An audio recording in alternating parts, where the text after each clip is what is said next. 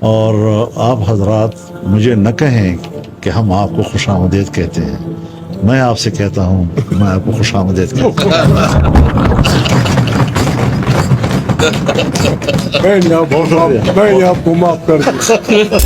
اور میں نے پارلیمنٹ میں کہا تھا اور آپ سب لوگوں نے سنا تھا جب میں نواز شریف صاحب کو خطاب کیا تھا کہ میاں صاحب جب آپ جیل میں تھے تو میں نے آپ کی رہائی کی بات کی تھی، لیکن اگر آج عمران خان جیل میں ہے تو میں اس کی رہائی کی بات کروں گا۔ یہ سیاسی بات ہے کہ جنرل ضیاء الحق کے زمانے تک تحریکیں تھیں، ہم جیلوں میں تھے، ہمیں سیاسی قیدی کہا جاتا تھا، لیکن جب 9/11 ہوا اور امریکہ نے پوری دنیا پر اور مغرب نے پوری دنیا پر غلبہ حاصل کیا، مغرب کی سرمایہ داریاں چھا گئی، اس کے بعد آپ کے ہاں سیاست اور سیاسی قیدی کا تصور ختم ہوا۔ اب اگر سیاستدان کو گرفتار کیا جاتا ہے تو پھر کرپشن کی بنیاد پر گرفتار ہوگا، اور اگر مذہبی آدمی کو گرفتار کیا جاتا ہے تو دہشت گردی کی بنیاد پر گرفتار۔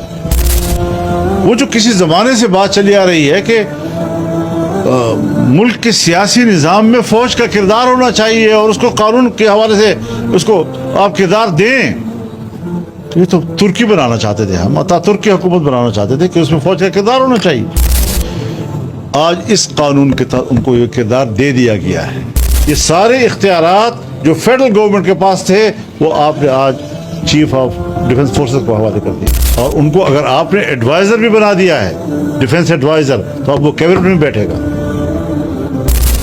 اب فیلڈ مارشل بھی ہو، آرمی چیف بھی ہو، اور وہ چیف آف ڈیفنس فورسز بھی ہو، اور وہ کیبنٹ میں بیٹھا ہو۔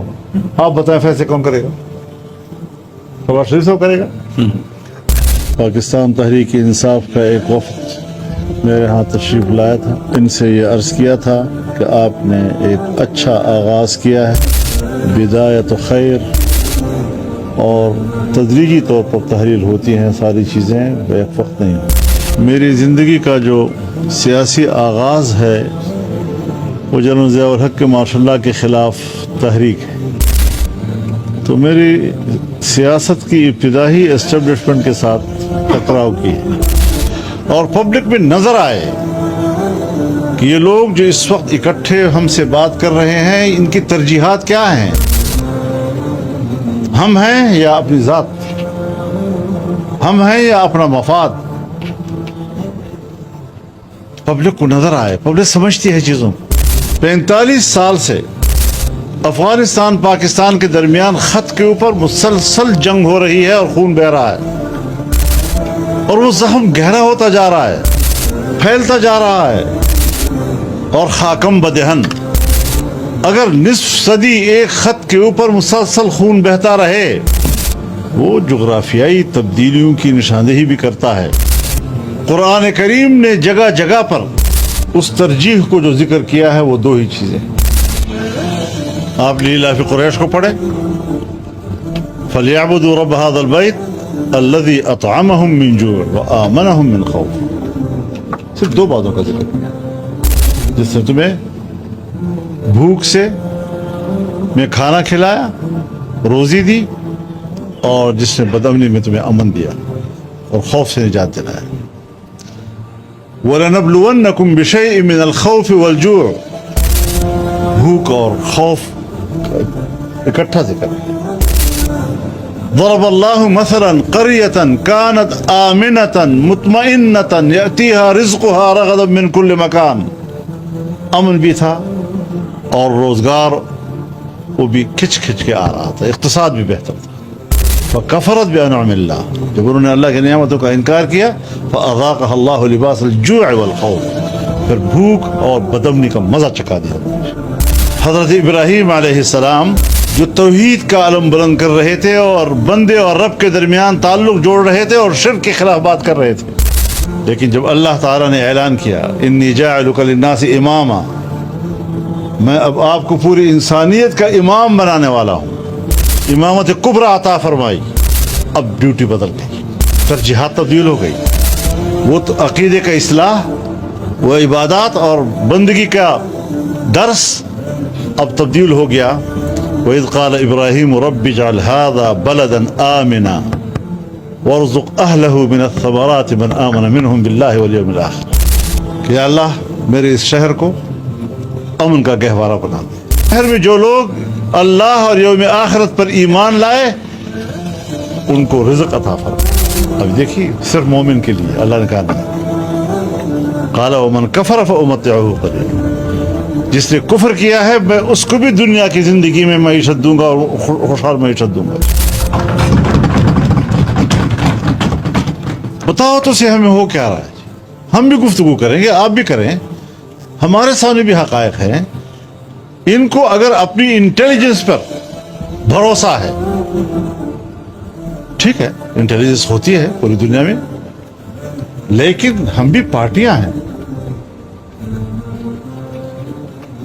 چپے چپے کے اوپر میرا کارکن رہ رہا ہے، گاؤں گاؤں میں میرا کارکن رہ رہا ہے، اس پر جو گزر رہی ہے وہ مجھے حال احوال دے رہا ہے۔ پھر آپ تو سرکار ہیں، آپ تو ایجنسی کی رپورٹوں کو بھی چھپاتے ہیں، وہاں کے اصل حقائق کو بھی چھپا لیتے ہیں، لیکن میں تو نہیں چھپاؤں گا۔ زمین پر جو حالات ہیں، لوگ جل رہے ہیں اور میں کہوں کہ جی اس کو پردے میں رکھو، اس کو پردے میں رکھو، کیوں؟ یہ تو قوم کی امانت ہے، میرا کوئی ذاتی مسئلہ نہیں ہے اس حوالے سے۔ ہمیں بالکل نوٹس دینا چاہیے۔ بلوچستان سے 250 لوگوں کو بلایا گیا اور یہاں پر ایک ایک نے ان کو وہ سنائی ہیں، وہ بھی توقیری کی ہے ان کی معززین کی۔ نحمده ونصلي على رسوله الكريم، اما بعد۔ انتہائی قابل احترام جناب محمود خان اچکزئی صاحب، ناصر عباس صاحب اور جناب بیرسٹر گوہر صاحب، تمام معزز پارلیمان کے ذمہ دار اراکین، چینیوں کا ایک کہاوت ہے کہ اگر 1000 میل کا سفر کرنا ہو تب بھی اس کی ابتدا پہلے قدم سے ہوتی ہے۔ مجھے یاد ہے جب الیکشن کے بعد جناب اسد قیصر صاحب کی قیادت میں پاکستان تحریک انصاف کا ایک وفد میرے ہاں تشریف لایا تھا، پہلی ملاقات تھی جس میں میں نے ان سے یہ عرض کیا تھا کہ آپ نے ایک اچھا آغاز کیا ہے، بدایت خیر،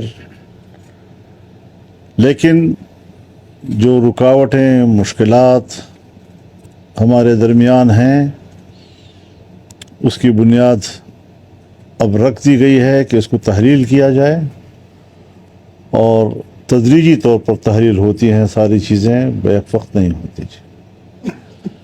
جسمانی طور پر بھی زخم یکدم آتا ہے، لیکن زخم وقت کے ساتھ ساتھ مندمل ہوتا ہے، ایک لمحے میں نہیں ہوتا۔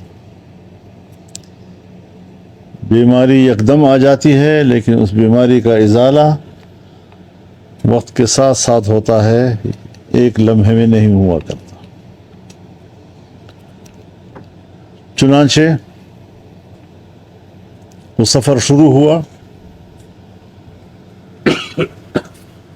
جناب اسد قیصر صاحب کا رابطہ مسلسل رہا، ان کے ساتھ ان کی ٹیم بھی، اور ہمارے نوجوانوں میں پی ٹی آئی کے نوجوانوں کا ایک وفد، وہ تو جناب حسین اخونزادہ صاحب اور دوسرے 2 4 5 ساتھی، وہ تو یہ نہیں دیکھتے تھے کہ اپنے گھر میں داخل ہو رہے ہیں، انہوں نے اپنا گھر ہی بنا دیا تھا، اور مجھے خوشی ہوتی تھی جب وہ میرے پاس آتے تھے اور ہم بیٹھتے تھے، ہمارے برخوردار تھے۔ تو یہ ساری چیزیں ایک مسلسل رابطے کے نتیجے میں،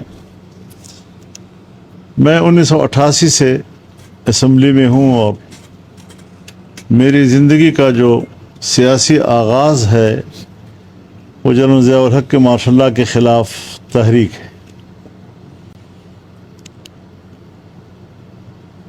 تو میری سیاست کی ابتدائی اسٹیبلشمنٹ کے ساتھ ٹکراؤ کی ہے. اتار چڑھاؤ سیاست میں آتے رہتے ہیں، اور بالآخر ان گزشتہ 2-3 سالوں میں حالات میں بہتری آتی گئی. ہم اختلاف کو تو ختم نہ کر سکیں شاید، لیکن اختلاف میں نرمی پیدا کرنا، اختلاف کو ایک معمول کی صورتحال پہ لانا، اس میں ایک کردار ادا کیا جا سکتا ہے.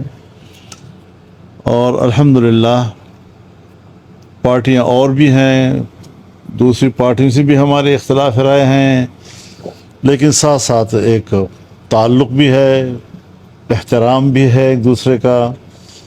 اور انشاءاللہ اب جو ہمارے آج کی بیٹھک ہے، چند روز پہلے میرے پاس اسد قیصر صاحب اور عامر ڈوگر صاحب تشریف لائے تھے. جنید اکبر صاحب شاید اس وقت کچھ طبیعت ان کی خراب ہو گئی تھی جو نہ آ سکے اس وجہ سے.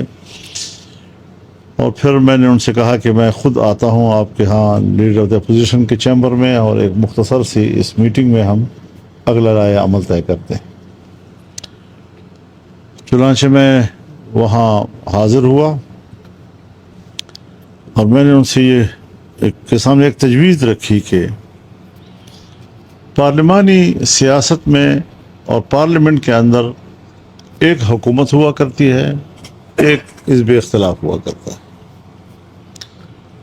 حکومت میں صرف وہی لوگ شریک ہوتے ہیں جو آپس کی اتحادی ہوں، اور جو بھی حکومت میں شریک نہیں ہوتا وہ اپوزیشن میں بیٹھتا ہے، ان کے درمیان کوئی اتحاد نہیں ہوتا. یہ پھر اپوزیشن میں بیٹھنے والوں، جماعتوں، ان کی قیادت اور لیڈر آف دی اپوزیشن کی ایک ذمہ داری ہوتی ہے کہ وہ ان سب کو قریب تر لائیں اور ایک مشترکہ حکمت عملی کو اختیار کریں. میں خود اس منصب پر رہ چکا ہوں، اور مجھے معلوم ہے کہ کتنی مشکلات سامنے آتی ہیں اور ان مشکلات کو ایڈریس کرنے میں کیا دقتیں آتی ہیں. تو اگر ہم منتشر ہیں، ہماری کوئی مشترک اسٹریٹجی نہیں ہے، تو پھر حکومت اس طرح کی قانون سازیاں کرے گی جس طرح پہلے بھی ہوئی ہیں اور پرسوں پھر بھی ہوئی.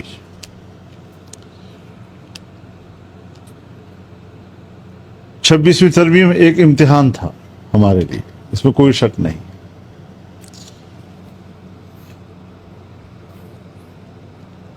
بعض چیزیں ایسی سامنے آتی ہیں کہ اصولی طور پر آپ کا اس سے اختلاف نہیں ہوتا،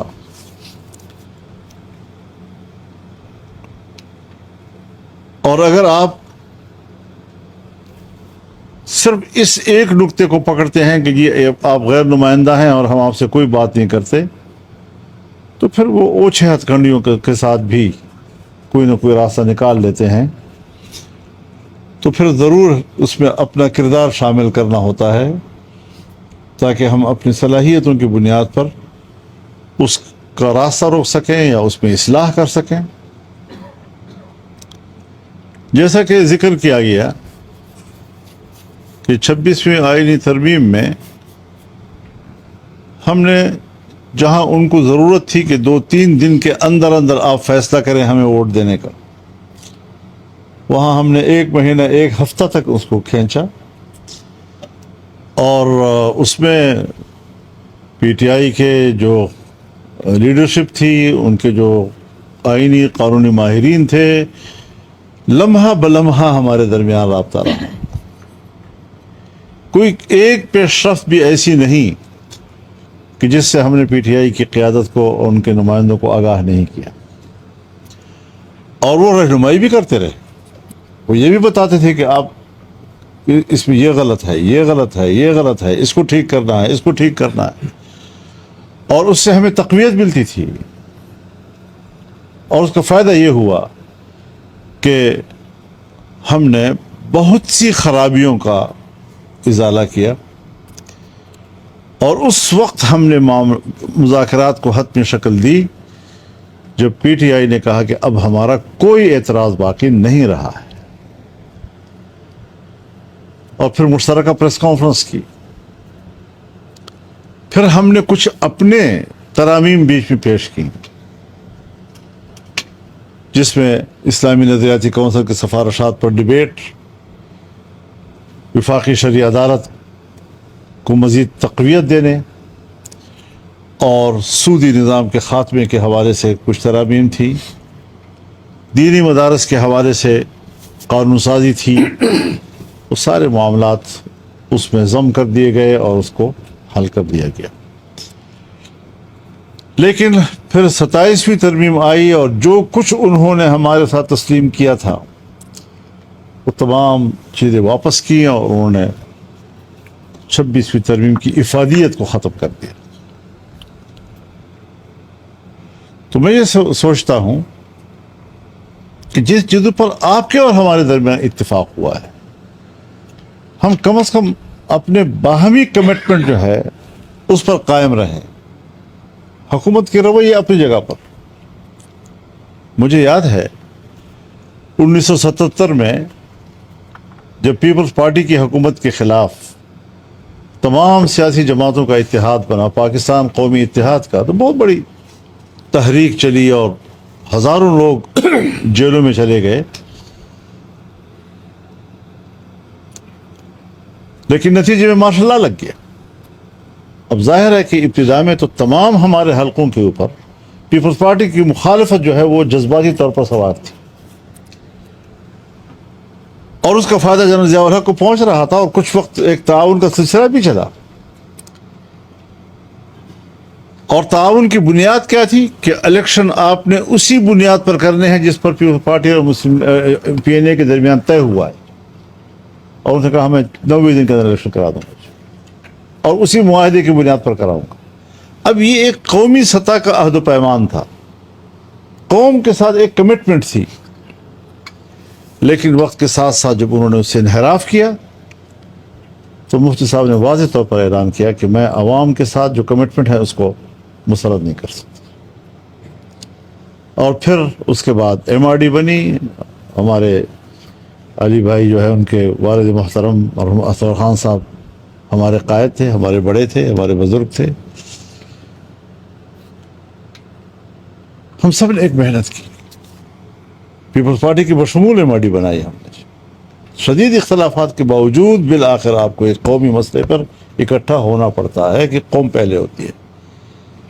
اور مجھے بڑی خوشی ہوئی جناب علی ظفر صاحب کی گفتگو سے، ان کے والد محترم جو ہیں وہ میرے بزرگ تھے، اور جب میں 8ویں جماعت میں پڑھتا تھا تو حسن قرات کے مقابلے میں نے پوزیشن لی تھی، تو ایوب خان کی کابینہ میں ان کے والد صاحب وزیر قانون تھے، اور پنڈی کے ایک سکول میں تقریب تھی تو ان کے والد سے میں نے اس زمانے میں انعام وصول کیا ہے۔ یہ رشتہ ہے ان کے ساتھ۔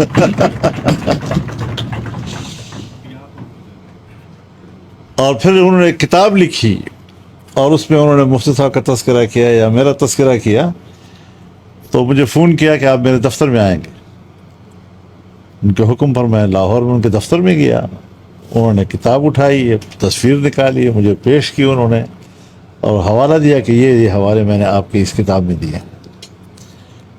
تو ہمارا یہ رشتہ ہے، ایک تعلق ہے، اور میں یہ بات اس لیے کرنا چاہتا ہوں کہ یہ تعلق ذرا دل میں اور بھی گہرا ہو جائے علی کے۔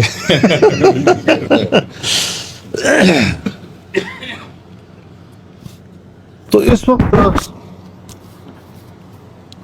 جب ہم پارلیمانی سیاست سے وابستہ لوگ یہاں اکٹھے ہیں، تو جب پرسوں میرے غریب خانے پر تمام اکابرین تشریف لائے تھے تو وہاں بھی ایک مشاورت ہوئی۔ آج تو میں نے بہت کچھ سنا، یہاں جذبات بھی سنے، خیالات بھی سنے،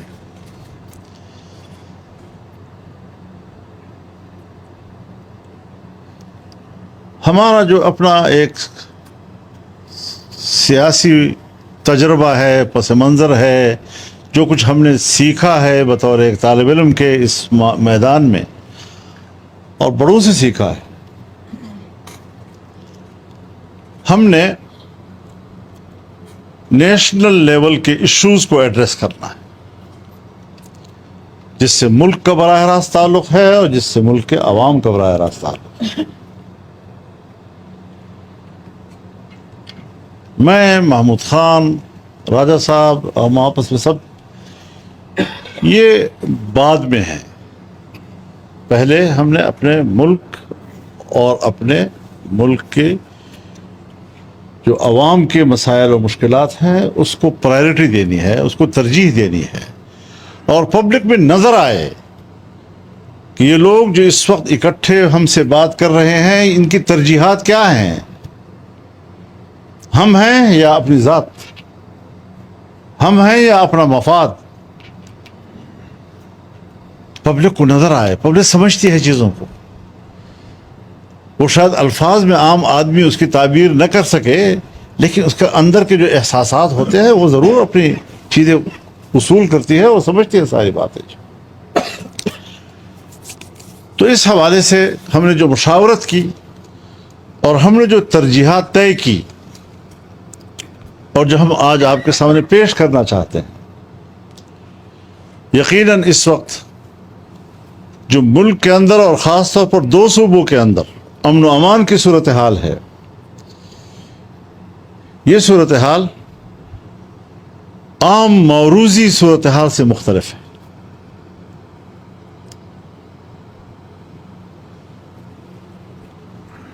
45 سال سے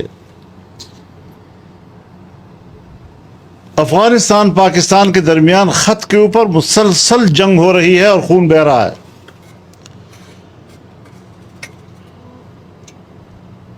اور وہ زخم گہرا ہوتا جا رہا ہے، پھیلتا جا رہا ہے، اور خاکم بدہن۔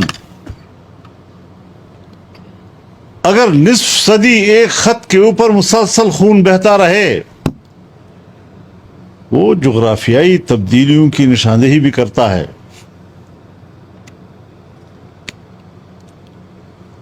خدا نہ کرے کل کیا واقعات اور حادثات اس ملک کے ساتھ ہو جاتے ہیں۔ سب سے بنیادی چیز یہ ہے کہ یہ چونکہ ایک عام معروضی حادثہ نہیں ہے کہ ہم کہیں کہ جی کل ایک جھگڑا ہو گیا تھا اور آج اس کی وجہ سے ذرا پکڑ دکڑ ہو گئی اور ایک کیس بن گیا اور عدالت میں پیش ہو گئی، یہ نہیں ہے مسئلہ جی۔ یہ وہ مسائل ہیں جو آپ کے اسٹیٹ کو چیلنج کر رہے ہیں، آپ کے فوج کو چیلنج کر رہے ہیں، آپ کے نظام کو چیلنج کر رہے ہیں، اور کہیں پر آپ سے علیحدگی کی باتیں ہو رہی ہیں۔ یہ ساری چیزیں اس وقت جو ہمیں درپیش ہیں، اس کو سنجیدگی سے لینا پڑے گا ہمیں۔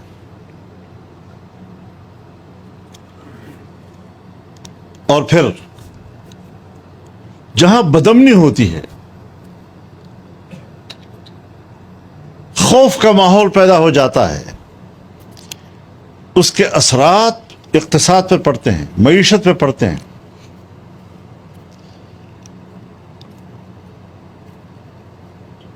مملکتی زندگی میں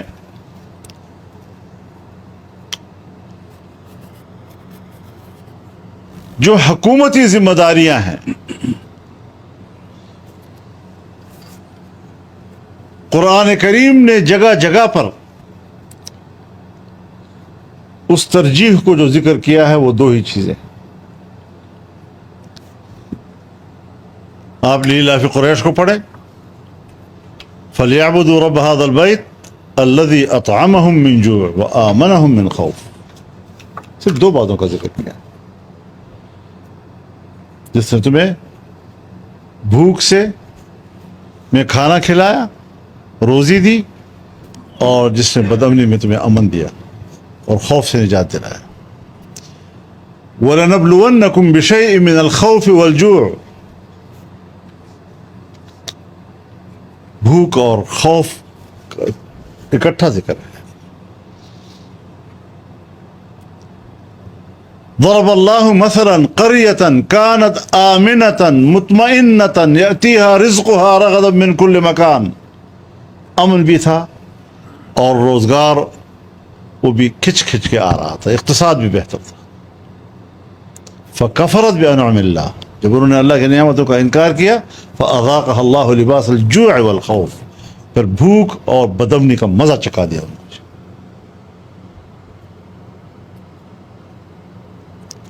اس سے اندازہ لگائیں کہ امن و امان، انسانی حقوق کا تحفظ، خوشحال معیشت. حضرت ابراہیم علیہ السلام جو توحید کا علم بلند کر رہے تھے اور بندے اور رب کے درمیان تعلق جوڑ رہے تھے اور شرک کے خلاف بات کر رہے تھے، لیکن جب اللہ تعالیٰ نے اعلان کیا انی جاعلک للناس اماما، میں اب آپ کو پوری انسانیت کا امام بنانے والا ہوں، امامت کبریٰ عطا فرمائی، اب ڈیوٹی بدل گئی، ترجیحات تبدیل ہو گئی. وہ تو عقیدے کا اصلاح، وہ عبادات اور بندگی کا درس اب تبدیل ہو گیا. وَإِذْ قَالَ إِبْرَاهِيمُ رَبِّ اجْعَلْ هَذَا بَلَدًا آمِنًا وَارْزُقْ أَهْلَهُ مِنَ الثَّمَرَاتِ مَنْ آمَنَ مِنْهُمْ بِاللَّهِ وَالْيَوْمِ الْآخِرِ. کہ یا اللہ میرے اس شہر کو امن کا گہوارہ بنا دے، اور اس شہر میں جو لوگ اللہ اور یوم آخرت پر ایمان لائے ان کو رزق عطا فرما. اب دیکھیے صرف مومن کے لیے اللہ نے کہا نہیں. قال ومن کفر فامتعه قلیلا، جس نے کفر کیا ہے میں اس کو بھی دنیا کی زندگی میں معیشت دوں گا اور خوشحال معیشت دوں گا. تو ملک کے اندر غیر مسلم بھی ہوں تب بھی وہ آپ کے شہری ہیں، اور جو حقوق آپ کے انسانی ہیں وہی ان کو حاصل ہیں. یہ ساری تعلیمات مملکتی زندگی میں جس وقت ہم اور آپ جس محاذ پر اور میدان میں ہیں، وہاں امن کی کیا اہمیت ہے، وہاں معیشت کی کیا اہمیت ہے، اور کیا اس وقت ہم بحیثیت پاکستانی من حیث القوم ان دو عذابوں میں مبتلا نہیں ہیں؟ ہم ان حالات کو اللہ کی طرف سے سزا کیوں نہیں سمجھ رہے؟ ہم اس پہلو پر کیوں غور نہیں کر رہے؟ لیکن بہرحال ذمہ داری حکمرانوں کی ہوتی ہے، وہ ٹھیک کرے صورتحال کو. اور ہمارے سسٹم میں نظم کا تقاضا یہی ہے کہ کوئی حکومت کرتا ہے تو بھلا کرے، لیکن اگر کوئی حزب اختلاف میں ہے تو وہ ان کی کمزوریوں کی نشاندہی کرے اور ان کی اصلاح کی طرف ان کو متوجہ کرے. یہ اس پہلو کی طرف ہم متوجہ ہیں اور ہم سمجھتے ہیں کہ اس کے لیے جو مناسب اقدامات ہیں وہ ہمیں اپنا فریضہ انجام کرنا چاہیے. اگر ہم ماضی کے اختلاف میں الجھے رہے اور انہی کو بس روتے رہے تو ہم آنے والے مستقبل میں اپنے وطن کے لیے، اپنے ملک کے لیے، اپنے اقتصاد کے لیے کچھ نہیں کر سکیں گے. اور پھر جو ان دو اہم چیزوں سے، امن و امان اور اقتصاد و معیشت سے ہماری توجہ ہٹانے کے لیے انہوں نے صوبوں کی تقسیم کا سوال پیدا کیا ہے. کیا یہ وقت ہے اس کا؟ میں اس وقت ان حالات سے گزر چکا ہوں، اور شاید میں اس وقت بھی اکیلا تھا جب فاٹا کا انضمام کیا جا رہا تھا اور ہم چیخ چیخ کر کہہ رہے تھے کہ آپ غلط موقع پر یہ کر رہے ہیں. اور وہی فاٹا ہے، وہی قبائل ہیں بیچارے، نہ ٹرائبل نہ سیٹل، بیچ میں پھنسے ہوئے ہیں. انگریزوں کے زمانے سے علاقے قوموں کے نام پر تھے. آج آپ جائیں، نہ وہاں تحصیلدار جا سکتا ہے، نہ وہاں قانون گو جا سکتا ہے، نہ وہاں پٹواری جا سکتا ہے، نہ ان کی زمینیں تقسیم ہو سکتی ہیں. اور اگر کریں گے تو پھر جو قبائل ہیں وہ بہتر جانتے ہیں کہ کیا صورتحال بنے گی. اس وقت تک وہاں کچھ نہیں ہے، کوئی محکمہ مال نہیں ہے، کوئی محکمہ مال کا کردار نہیں ہے، نہ ان میں ہمت ہے کہ وہ کچھ کر سکیں. اور اوپر سے جو بدامنی آ گئی ہے، جو کسی زمانے میں صرف میران شاہ، وزیرستان اور ان علاقوں میں ہوتی تھی، یا کم از کم باجوڑ کی سائٹ پہ، آج وہ ڈیرہ اسماعیل خان، لکی مروت اور دریائے سندھ کے کنارے تک پہنچ گئی ہے. مغربی کنارہ مکمل ہمارا اب ان کے قبضے میں ہے. تو اس ساری صورتحال میں جو صورتحال پھیل گئی ہے، اور ادھر سے بلوچ علاقے میں جو انسرجنسی ہے، یہ سب اب مرج کر رہے ہیں ایک دوسرے کے ساتھ. کیا اسٹریٹجی ہے ان لوگوں کی، کچھ سمجھ میں نہیں آ رہی. اب ملک تو ہمارا ہے، جو گزرے گا تو ہمارے اوپر گزرے گی. اور اس حوالے سے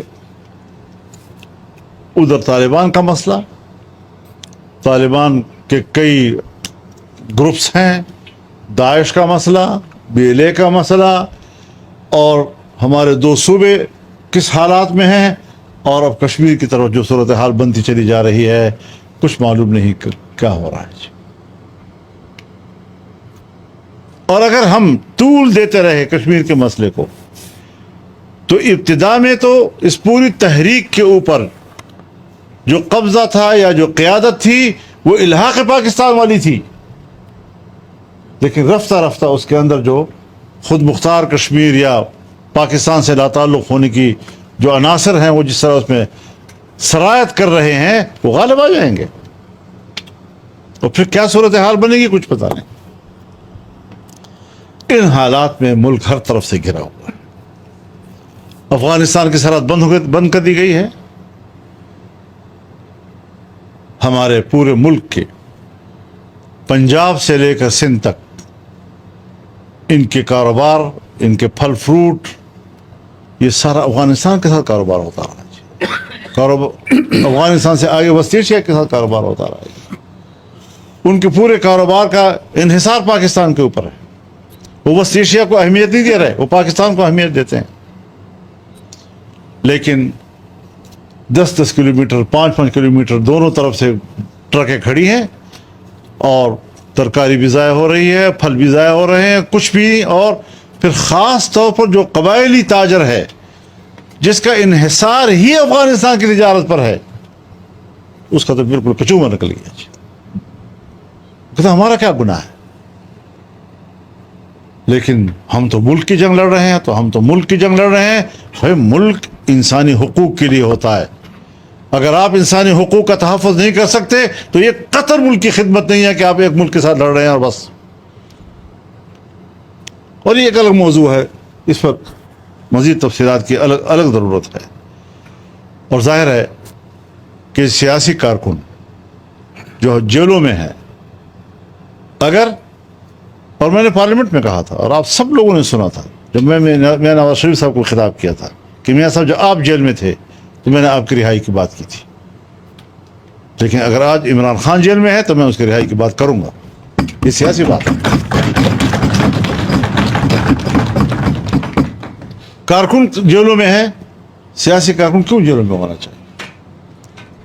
لیکن ایک بات میں آپ سے عرض کر دینا چاہتا ہوں کہ جنرل ضیاء الحق کے زمانے تک تحریکیں تھیں، ہم جیلوں میں تھے، ہمیں سیاسی قیدی کہا جاتا تھا. لیکن جب 9/11 ہوا اور امریکہ نے پوری دنیا پر اور مغرب نے پوری دنیا پر غلبہ حاصل کیا، مغرب کی سرمایہ داریاں چھا گئی، اس کے بعد آپ کے ہاں سیاست اور سیاسی قیدی کا تصور ختم ہوا. اب اگر سیاستدان کو گرفتار کیا جاتا ہے تو پھر کرپشن کی بنیاد پر گرفتار ہوگا، اور اگر مذہبی آدمی کو گرفتار کیا جاتا ہے تو دہشت گردی کی بنیاد پر گرفتار ہوگا. اب دہشت گردی اور کرپشن، ان 2 جرموں کی بنیاد پر سیاستدانوں کو جیلوں میں ڈالا جاتا ہے. سیاست، نظریہ اور فکر ختم ہو گیا. اب دوبارہ حالات بنتے جا رہے ہیں. بین الاقوامی دنیا ایک بار پھر منقسم ہو رہی ہے، اور اس منقسم دنیا میں ایک نئی نظریاتی جنگ آگے آئے گی، وقت کے ساتھ ساتھ بڑھے گی. اس لیے ہمیں بھی حیث قوم کی تربیت کرنی ہوگی کہ وہ کچھ دنیا کو سمجھنے کی کوشش کریں، اور ہم دنیا کے ساتھ ساتھ آگے بڑھتے چلے جائیں.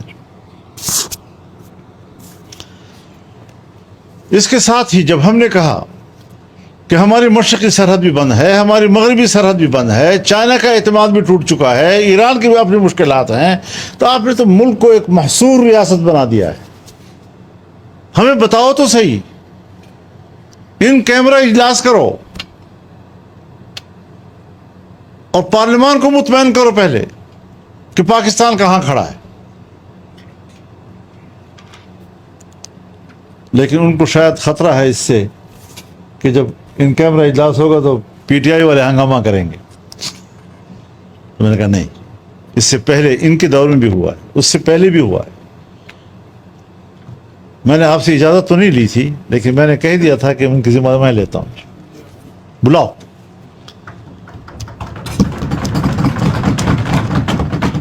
بتاؤ تو صحیح ہمیں ہو کیا رہا ہے. ہم بھی گفتگو کریں گے، آپ بھی کریں، ہمارے سامنے بھی حقائق ہیں. ان کو اگر اپنی انٹیلیجنس پر بھروسہ ہے، ٹھیک ہے، انٹیلیجنس ہوتی ہے پوری دنیا میں، لیکن ہم بھی پارٹیاں ہیں.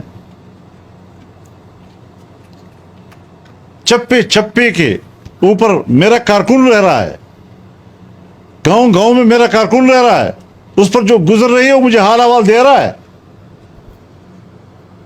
پھر آپ تو سرکار ہیں، آپ تو ایجنسی کی رپورٹوں کو بھی چھپاتے ہیں، وہاں کے اصل حقائق کو بھی چھپا لیتے ہیں.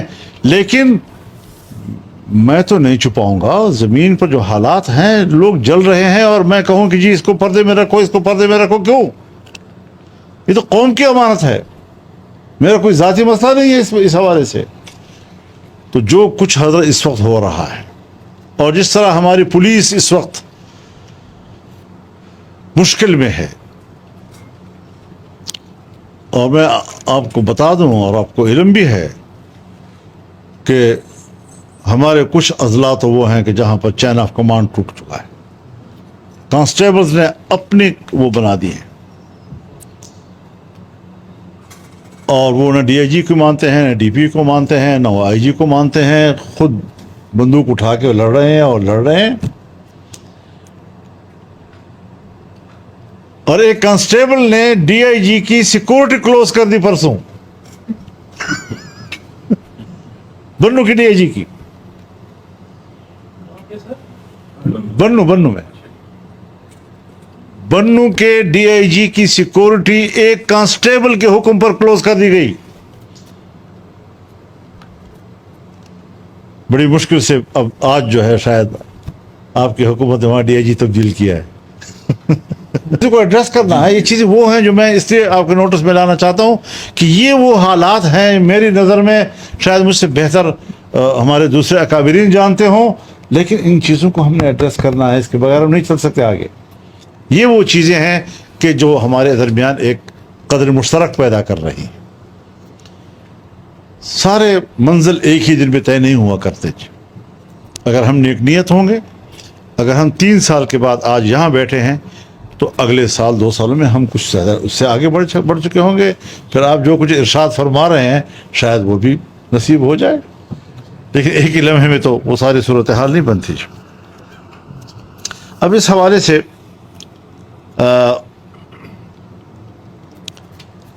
ہمیں آج بھی یہ مطالبہ رکھنا چاہیے کہ گورنمنٹ کی ذمہ داری ہے کہ پارلیمنٹ کو اعتماد میں لے. ہماری پارلیمنٹ کا عالم تو یہ ہے حضرت کہ ہم سب کولیگ ہیں، چاہے وہ حکومت کے ہوں چاہے اپوزیشن میں ہوں.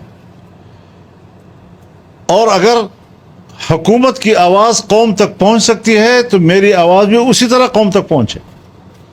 کسی زمانے میں ٹی وی نہیں تھا، ہم اسمبلی میں بولتے تھے اور بس. لیکن آج اگر ہمارے لائیو سیشن جا رہے ہیں پبلک میں، تو پھر یہ کیا مطلب کہ اپوزیشن کی آواز بند کر دی جاتی ہے؟ اور پہلے تو یہ ہے کہ چینل پہ بند ہوتی تھی، اب تو پارلیمنٹ ہاؤس کے اندر بھی بند ہو جاتی ہے. تو ان چیزوں پر بھی ہماری ایک مشترکہ آواز ہونی چاہیے. ہم مل کر احتجاج کریں ان چیزوں کے اوپر. ہم اسپیکر کو مجبور کریں کہ وہ رولنگ دے کہ وہ اپوزیشن کی تنقید کو قوم تک پہنچائے. دونوں بیانیے قوم کے پاس جانے چاہیے، پھر کل قوم فیصلہ کرے. لیکن جو ترمیم پرسوں ہوئی ہے، ہم آپس میں بیٹھے ہیں، میں کھل کر آپ سے کہنا چاہتا ہوں، ہم نے واک آؤٹ تو کیا لیکن ہم نے قانون کا مطالعہ نہیں کیا.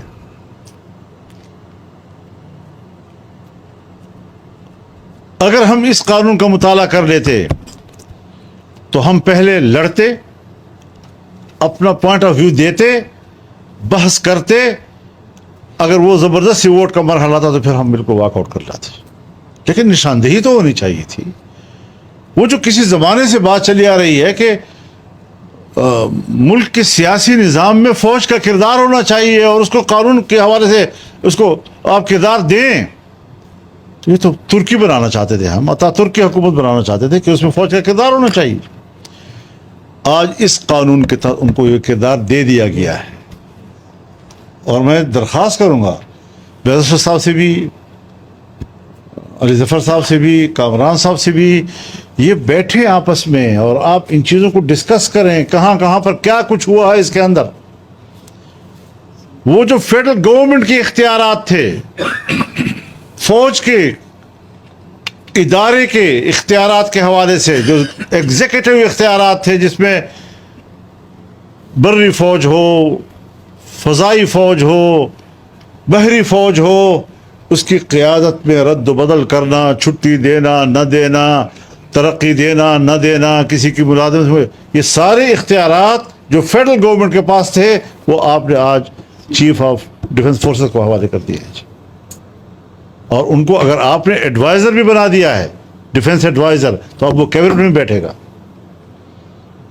اب فیلڈ مارشل بھی ہو, آرمی چیف بھی ہو, اور وہ چیف آف ڈیفنس فورسز بھی ہو, اور وہ کیبنٹ میں بیٹھا ہو. آپ بتائیں فیصلے کون کرے گا؟ شہباز شریف صاحب کرے گا؟ اس کی کابینہ کرے گی. اور پھر حضرت ہمیں بالکل نوٹس دینا چاہیے. بلوچستان سے 250 لوگوں کو بلایا گیا اور یہاں پر ایک ایک نے ان کو وہ سنائی ہیں, وہ بھی توقیری کی ہے ان کی معززین کی. حضرت خدا کا خوف کریں, ہم مسلمان ہیں. جناب رسول اللہ صلی اللہ علیہ وسلم نے فرمایا, ستۃ لعنتہم ولعنہم اللہ وکل نبی مجاب. 6 لوگ ہیں جس پر میں بھی لعنت بھیجتا ہوں, اللہ بھی لعنت بھیجتا ہے, اور ہر پیغمبر کی دعا قبول بھی ہوتی ہے. اور اس پہ ایک کون ہے؟ المتسلط بالجبروت, جو طاقت کی بنیاد پر تسلط کرتا ہے قوم کے اوپر. یعز من اذلہ اللہ ویذل من اعز اللہ. جس کو اللہ نے ذلیل کیا ہوا ہے اس کو تو عزت دے رہا ہوتا ہے, اور جس کو اللہ نے عزت دی ہے اس کو ذلیل کر رہا ہوتا ہے. رسول اللہ صلی اللہ علیہ وسلم کی سنت تو یہ ہے کہ جب قوموں کے بڑے سرداران اسلام میں آئے تو آپ نے ان کی سرداری ختم نہیں کی. قوم کے اندر جو اس کا سرداری کا مقام تھا وہ اپنی جگہ برقرار رہا. ہر چند کے آپ کے ہاتھ میں بیعت کی اور کلمہ پڑھ لیا انہوں نے, لیکن قومی حیثیت ان کے برقرار رہی, ان کو تبدیل نہیں کی. یہ احساس نہیں دلایا کہ میرے پاس آ گئے ہو تو اب تمہاری قدر و قیمت کم ہو گئی ہے. یہ احساس دیا کہ جب میرے پاس آ گئے ہو تو آپ کی قدر و قیمت جو اپنی قوم میں تھی وہ برقرار رہے گی. خیارکم فی الجاہلیہ خیارکم فی الاسلام. تم میں جو لوگ جاہلیت کے زمانے میں سردار تھے وہ اسلام میں آ کر بھی سردار ہوں گے. تو یہ شرف انسانیت ہے, قوموں کی عزت ہوتی ہے. اس عزت مند آدمی نے قوم میں جانا ہے, وہاں پھر ان کے جرگوں میں بیٹھنا ہے, اور یہاں سے ان کو کیا خطابات مل رہے ہیں اور کس طرح ان کو ایڈریس کیا جا رہا ہے. تو اس پر بھی ہم لوگوں نے اگر کوئی کمزوری دکھائی ہے تو میرے خیال میں یہ ہم اپنی قوم کے ساتھ اچھا نہیں کر رہے. ہمیں اس کا ازالہ کرنا ہوگا. اس لیے میں سوچتا ہوں کہ یہ ساری چیزیں ہمیں مد نظر رکھتے ہوئے ترجیحات کو طے کرنا چاہیے.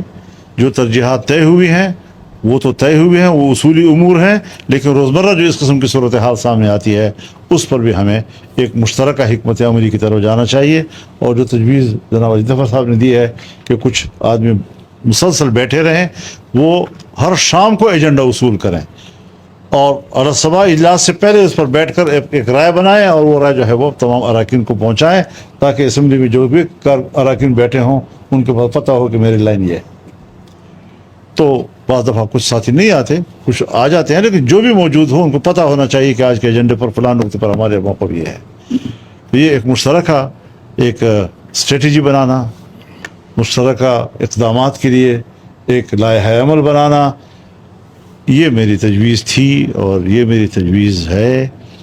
اور میں ممنون ہوں آپ تمام حضرات کا، ان قائدین کا، کہ انہوں نے ہمارے معروضات کو اہمیت دی اور ہماری معروضات کی بنیاد پر انہوں نے اس ایک بڑے اقدام کی طرف آگے چلے گئے.